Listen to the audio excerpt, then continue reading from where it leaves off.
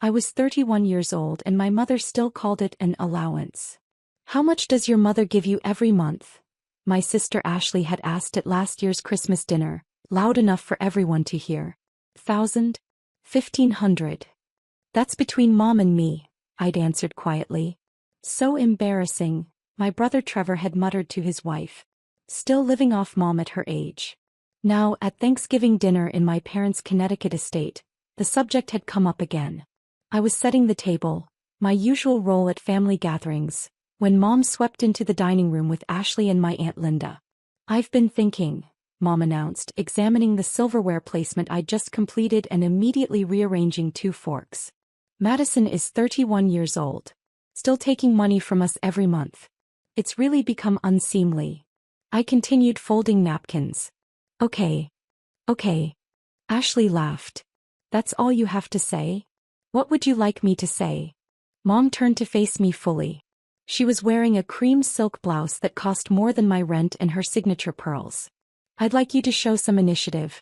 Some independence. Your siblings have careers, homes, families. You have a part-time job at a library and an apartment in Queens. And a degree in library science, Aunt Linda added helpfully. Which cost how much in student loans? Those are paid off, I said quietly. Because we paid them, Mom corrected. $30,000. Which you've never even thanked us for properly. I had thanked them. Multiple times. But that wasn't the point of this conversation and I knew it. Trevor entered with his wife Rachel, both of them dressed like they'd stepped out of a country club catalog.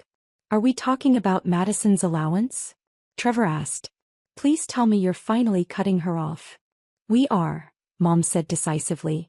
No more monthly allowance. Time to grow up. The words hung in the air. Around the table I could feel the satisfaction radiating from my family. This was a moment they'd been building toward, a culmination of years of subtle, and not so subtle, digs about my dependence, my failure to launch, my inability to be successful like them. Madison. Mom prompted. Nothing to say? I set down the napkin I'd been folding. I understand. Good, Dad said, entering from his study. He poured himself a scotch from the sideboard. It's for your own good. You need to learn to stand on your own 2 feet. At 31, most people have already learned that, Ashley added. She was scrolling through her phone, not even looking at me. I was making 6 figures by 28. I was married with 2 kids by 30, Rachel contributed. The point is, Mom said, her voice taking on that particular tone she used when she wanted to sound both concerned and condescending, we've been enabling you. It stops today. No more monthly money. You'll need to figure out how to survive on your library salary. Trevor leaned against the doorframe, smirking. How much do librarians make anyway? 35,000? 40. Something like that, I said. Jesus, he muttered. How do you even afford New York on that? I didn't answer. Around me, the family settled into pre-dinner drinks, the subject of my financial inadequacy apparently resolved. I returned to the kitchen to help with final preparations. Don't worry, dear, Mrs. Chin, my parents' longtime housekeeper, said softly as I entered. You'll be fine. I know, I replied, checking the turkey temperature. Do they really not know? She asked, her voice barely above a whisper. Apparently not. She shook her head, suppressing a smile. Your grandfather would have found this hilarious. He would have. Grandpa Morrison had possessed a wicked sense of humor and a deep appreciation for irony. It's why he'd structured his trust the way he had. Dinner was the usual performance. The table was set with china that cost more than most people's cars. The wine was expensive. The conversation revolved around achievements. Trevor's latest promotion, Ashley's new Tesla, my cousin Brandon's hedge fund success. And Madison, Aunt Linda said during dessert, her voice dripping with false sweetness. What's new with you? Any career developments?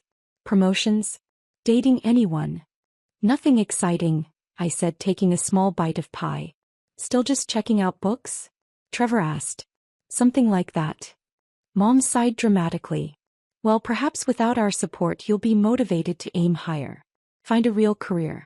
Meet someone successful. Maybe take some business courses, Dad suggested. Learn about investments, financial planning.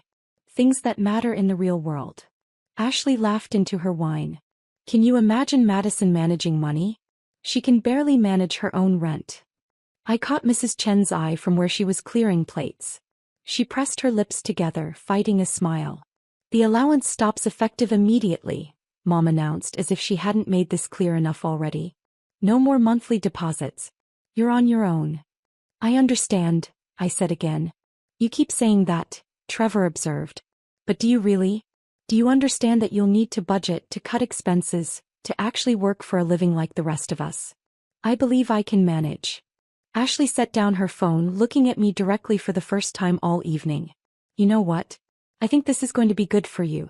A wake-up call. You've been coasting for too long. Coasting, I repeated neutrally. Living off family money while the rest of us built careers and families. Yes, coasting. She picked up her phone again. Time to join the real world, baby sister. The conversation moved on to other topics. Trevor's son's acceptance to a prestigious private school, Ashley's upcoming vacation to the Maldives, Dad's golf handicap. I sat quietly, finishing my pie, listening to my family discuss their successes and their plans. At 9 p.m. I excused myself. I should head home. Long subway ride. Oh, still taking the subway, Aunt Linda cooed. How quaint. Let me know if you need help finding a second job, Trevor called as I gathered my coat. I know some people who are hiring for retail. Not glamorous, but it's honest work. Thank you, I said. Mom walked me to the door. Madison, I want you to know this isn't punishment. Tough love. You need to learn to be independent. I appreciate that. Do you? He studied my face. Sometimes I can't tell what you're thinking. You're so quiet, so passive. It worries me. I'm fine, Mom. Are you angry with us? I considered the question. No. Good. Because this really is for your own good. She squeezed my shoulder. Call if you need anything. Advice, I mean. Not money. Of course. I took the train back to Queens, watching the city lights blur past the window. My phone buzzed with a text from Ashley. Seriously though, if you need help with a resume, I know people. And from Trevor. Dad says you looked upset. Don't be dramatic. This is just reality. When I got home to my small but comfortable one-bedroom apartment, I made tea and sat at my desk. From a locked drawer I pulled out a folder of documents. Documents my family apparently had no idea existed. The Morrison Family Trust. Established by my grandfather 35 years ago. Current value, approximately $52 million. Trust manager, Madison Elizabeth Williams. Appointed 3 years ago. I had been 28 when Grandpa Morrison's lawyer, James Chen, Mrs. Chen's son, had called me to his office. Your grandfather left specific instructions, James had explained. The trust was to be managed by the grandchild who best demonstrated financial responsibility, ethical judgment, and genuine care for family rather than family money. Why me? I'd asked. Because you were the only one who visited him every week in his last years. The only one who listened to his stories instead of asking about your inheritance. The only one who lived within your means despite having the option not to. James had slid papers across his desk. He also noted that you were the only grandchild who understood the difference between net worth and self-worth. Does my family know? That you're the trust manager? Well, your grandfather felt it would be illuminating to see how they treated you without that knowledge. For 3 years I had quietly managed the trust. The trust that funded my parents' lifestyle, that paid for Ashley's Tesla and Trevor's country club membership and Aunt Linda's cosmetic procedures. The trust they all assumed was being managed by some distant financial firm. The trust they thought had nothing to do with me. My phone rang. James Chen. Did you have a nice Thanksgiving? He asked. Eventful. I assume they've cut you off? As of tonight. And they still don't know? Not a clue. He chuckled. Your grandfather would be laughing. What would you like to do? I looked at the documents in front of me. Monthly disbursements to my parents, $28,000. To Trevor, $8,500. To Ashley, $7,200. To Aunt Linda, $4,000. All of it carefully structured to look like standard trust distributions, not requiring any approval or oversight. Except they did require approval. My approval. Every single month. The December disbursements are coming up, I said. They'll need to be approved by Monday. That's correct. What happens if I don't approve them? The payments don't process. The family members receive notifications that their requests were denied by the trust manager and that they'll need to schedule a meeting to discuss continued funding. A meeting with me? Yes. I thought about my mother's smirk. Trevor's contempt. Ashley's casual cruelty. Years of being treated as the family failure, the disappointing one, the child who never quite measured up. Let them arrive, I said. I'm sorry. The notifications. Let them receive the notifications. Schedule the meeting for next week. James was quiet for a moment. You're sure? I'm sure. Your grandfather, he said slowly, included a clause in the trust documents. He said that when the time came, and he knew it would come, the trust manager should remember that family is complicated. That people can change. That money reveals character but doesn't have to define it. I know, I said. I've read the documents many times. All right then. I'll prepare the notifications. They'll go out Monday morning. After we hung up, I sat at my desk for a long time. Outside my window, Queens hummed with its usual nighttime energy. Inside I felt strangely calm. 3 years ago, Grandpa Morrison had given me a gift and a burden. The power to help my family. The knowledge of what they really thought of me. The responsibility to decide what to do with both. Monday morning was going to be very interesting. The weekend passed quietly. I worked my Saturday shift at the library, the job my family considered beneath them, the work I actually loved. I helped an elderly man find books on local history. I ran a children's reading hour. I assisted a college student with research databases. You seem happy today, my colleague Marcus observed during lunch break. Do I? You're smiling. You never smile this much. It's been a good morning. What I didn't tell him was that in approximately 48 hours, my family was going to receive a very unexpected shock. Monday morning, I was shelving books in the reference section when my phone started buzzing. First a call from Mom, then Dad, then Ashley, Trevor, Aunt Linda. All within 15 minutes. I let them go to voicemail. By noon, I had 23 missed calls and 17 text messages. Mom, Madison, call me immediately. There's been a problem with the trust. Dad, we need to talk. Something's wrong with our account. Ashley, did you get a weird notice from Grandpa's trust? What is going on? Trevor, call Mom. Some issue with the family money. Aunt Linda, has anyone explained what's happening? I'm supposed to meet with the trust manager? At 1 p.m. my phone rang again. James Chin. They're all trying to reach me, he said. Your mother has called 6 times. Your father threatened to speak to my superiors. Ashley demanded an emergency meeting. What did you tell them? That the trust manager will meet with all family members on Wednesday at 2 p.m. That attendance is mandatory for continued consideration of disbursement requests. And that the trust manager's identity would be revealed at that time. How did they take it? Your mother asked if she should bring her lawyer. Your father asked if this was some kind of scam. Trevor asked how much the trust manager makes because he's in finance and might be interested in the position. I couldn't help laughing. Of course he did. Wednesday at 2, Madison. My office. Are you ready for this? I thought about Thanksgiving dinner. About years of being dismissed, overlooked and pitted. About my mother's smirk as she announced I was being cut off. I'm ready. Tuesday night I received an email from Ashley. Madison, I don't know if anyone told you, but there's some issue with Grandpa's trust. The family needs to meet with the trust manager tomorrow. Since you were close to Grandpa, I guess. Maybe you should come too. It affects all of us. Also, have you found a second job yet? Mom's worried about you. I wrote back, I'll be there. Wednesday morning I dressed carefully. Not in my usual jeans and sweater, but in a navy suit I'd purchased last year and never worn.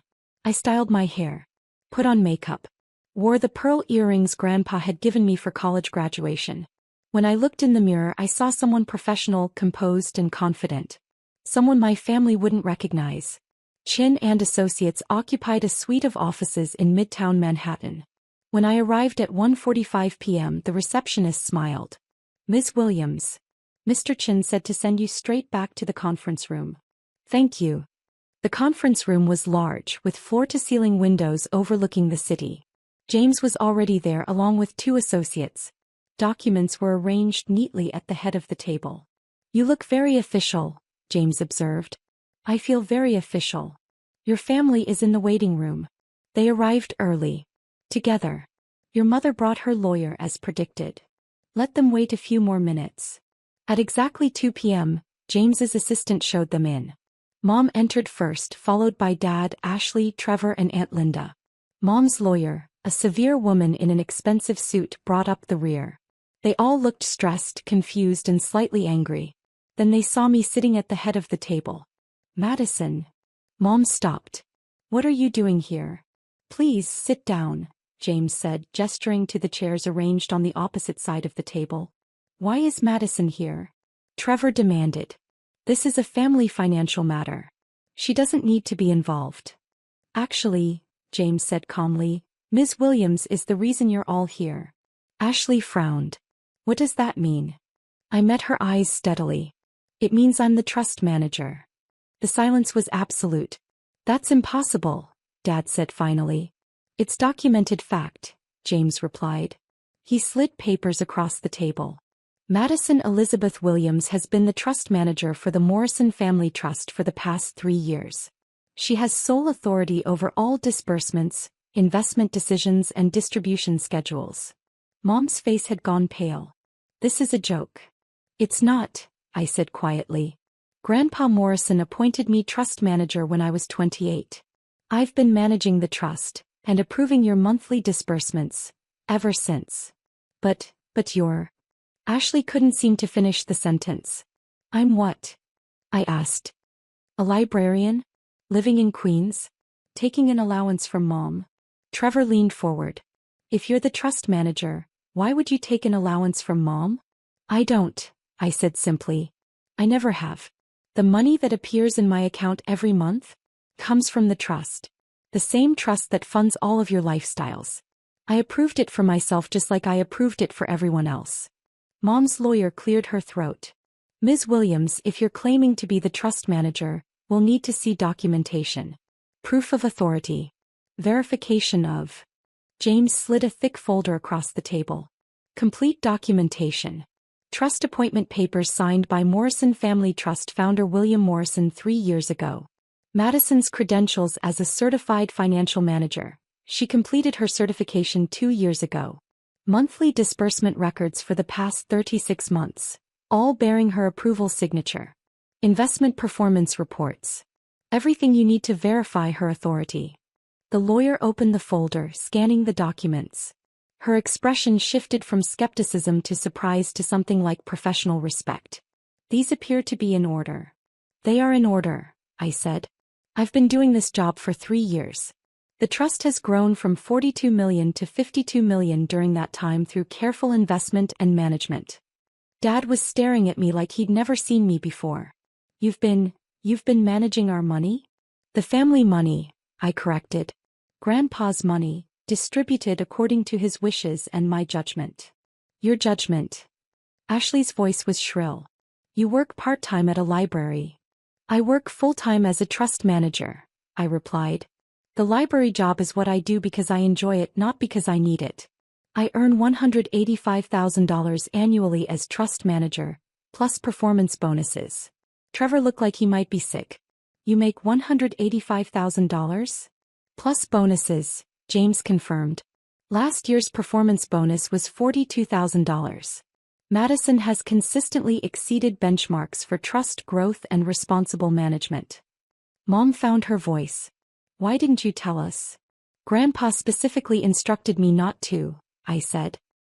He wanted to see how the family would treat me without knowing I controlled your income. The words hung in the air like an indictment. So this was a test, Aunt Linda said bitterly. An observation, I corrected. Grandpa wanted me to understand who you all really were. What you really valued. And we failed, Mom whispered. I didn't answer. I didn't need to. Ashley rallied first, her voice sharp. Okay, so you've been managing the trust. Fine. What does that have to do with this meeting? Why did our payments get blocked? Because you cut off my allowance, I said simply. Last Thursday, Mom announced that I was cut off effective immediately. That I needed to grow up and learn to stand on my own 2 feet. Oh my God, Trevor muttered. You were lecturing me about financial responsibility, I continued, while living on trust money that I had approved. You were mocking my career while I was managing your income. You were calling me a failure while ensuring you could maintain your lifestyles. Mom's hands were shaking. Madison, we didn't know. That's exactly the point, I interrupted. You didn't know and you treated me terribly anyway. You assumed I was dependent on you. You belittled my choices. You laughed at my apartment and my job and my life. We were trying to motivate you, Dad said weakly. No, I said. You were trying to feel superior. There's a difference. James cleared his throat. The purpose of this meeting is to discuss the continuation of monthly disbursements. Ms. Williams has asked me to review the current distribution schedule and family financial situations. He pulled out more documents. George and Patricia Morrison currently receive $28,000 monthly from the trust. This covers their mortgage on a property worth $3.2 million, country club dues, car leases, travel expenses, and general lifestyle costs. Your actual combined income from George's consulting work is approximately $7,500 monthly. Mom closed her eyes. Trevor Morrison receives $8,500 monthly, which supplements his salary and covers private school tuition for his children, his car lease, and discretionary spending. Ashley Morrison receives $7,200 monthly for similar purposes. Linda Harper receives $4,000 monthly for living expenses. Everyone in this room, James continued, is living significantly beyond their actual means, supported by trust disbursements that Madison has been approving every month. So what? Ashley demanded. That's what the trust is for. Grandpa set it up for family. Grandpa set it up to be managed wisely, I corrected. He gave the trust manager full authority over distributions, including the authority to modify or discontinue them. The temperature in the room seemed to drop several degrees. You wouldn't, Trevor said. But his voice was uncertain. I wouldn't what? I asked. Cut you off? The way Mom cut me off last Thursday. That was different, Mom said desperately. We thought you needed tough love. We thought we were helping. Were you? I looked at each of them in turn. Because from where I was sitting it felt a lot like cruelty. Like taking pleasure in having power over me. No one answered. Madison, Dad said carefully, what do you want? It was a good question. What did I want? I thought about Grandpa Morrison, who had built a fortune through careful work and smart investments. Who had loved his family but worried about what money would do to them. Who had trusted me to manage both the money and the relationships. I want, I said slowly, for you to understand something. The money you've been receiving? It's not automatic. It's not guaranteed. It's not your right. We know that, Ashley said. Do you? Because you've been treating it like a salary. Like something you deserve just for existing. I leaned forward. Every month I approve your disbursements. Every month I look at your requests and expenses. Every month I decide whether you're using Grandpa's money responsibly. And Trevor's jaw was tight. And I've been seeing some concerning patterns. Dad, you've increased your golf club spending by 40% in the last year. Mom, your clothing budget has tripled. Ashley, you just bought a $120,000 car. Trevor, you're spending $6,000 a month on private school when there are excellent public schools available. We're allowed to enjoy the money, Aunt Linda protested. You're allowed to use it wisely, I corrected. There's a difference. Grandpa didn't build this trust so his family could live like celebrities. He built it to provide security and opportunity. Mom's lawyer spoke up. Ms. Williams, are you threatening to cut off their disbursements? I'm explaining reality, I said. The reality you all seem to have forgotten. This is Grandpa's money managed by me, distributed at my discretion. Not yours. So what happens now? Dad asked. I pulled out a document I'd prepared. Now we restructure. Everyone's disbursements continue, but with new conditions. Conditions? Ashley looked outraged. Yes. First, you'll each meet with a financial advisor to create a budget based on your actual income. Second, you'll work toward reducing your dependency on trust disbursements by 25% over the next 2 years. Third, you'll submit quarterly expense reports showing you're living within the agreed parameters. That's ridiculous, Trevor said. We're adults. You can't police our spending. I'm not policing it, I said calmly. I'm managing a trust responsibly. If you want to spend your own money however you like, that's fine. But if you want trust money, these are the conditions. And if we refuse? Ashley asked. Then the disbursements stop. The room went very quiet. You can't do this, Mom said, tears in her eyes. We're your family. You're right, I agreed. You are my family. Which is why I'm not cutting you off. I'm helping you learn to manage money properly. The way Grandpa wanted. The way I've been trying to model for 3 years while you mocked me for living in Queens and working at a library. We didn't know, Mom repeated. But you should have respected me anyway, I said. You should have treated me with kindness regardless of how much money you thought I had. That's what family does. Dad looked down at his hands. You're right. God help us, you're absolutely right. I don't accept this, Ashley said, standing up. I'm getting my own lawyer. We'll contest this. You can't just. Ms. Morrison, James interrupted, his voice sharp. I strongly advise against that course of action. The trust documents are ironclad. Any family member who contests the trust manager's authority is automatically eliminated from future disbursements. Permanently. Ashley sat back down. The choice is yours, I said. Accept the new conditions and learn to live responsibly. Or refuse and learn to live on your actual incomes. I stood up. You have until Friday to decide. Send your responses to James. I gathered my papers and walked to the door. Madison, Mom called. Wait. I turned back. I'm sorry, she said. Her voice broke. I'm so sorry. For Thanksgiving. For all of it. For not seeing who you really are. I appreciate that, I said. But sorry isn't enough. I need to see change. You will, Dad promised. We'll meet your conditions. All of them. We'll see, I said. And I walked out. That evening I was back in my Queens apartment making dinner when my phone rang. Ashley. I almost didn't answer. But curiosity won. What do you want? To apologize, Ashley said. She sounded exhausted. And to tell you you're right. About everything. I stirred the pasta sauce, waiting. I've been thinking about Thanksgiving, she continued. About how we treated you. How I treated you. And Madison. I was cruel. Genuinely cruel. Yes, I agreed. You were. I think I was jealous. That surprised me. Jealous of what? Of you being happy. You always seemed content with your life, with your choices. And I am not. I make 6 figures and drive a Tesla and I'm miserable. My job is exhausting. My marriage is strained. I can't afford my lifestyle without the trust money, and I hate that about myself. I turned off the stove. Ashley. No, let me finish. I think we all resented you because you seemed free. You weren't trapped in the performance of success like the rest of us. You weren't drowning in debt and appearances. You were just living. And we couldn't stand it. I sat down at my small kitchen table. Why are you telling me this? Because you deserve to know. And because I'm going to accept your conditions. I'm going to meet with the financial advisor. I'm going to create a budget.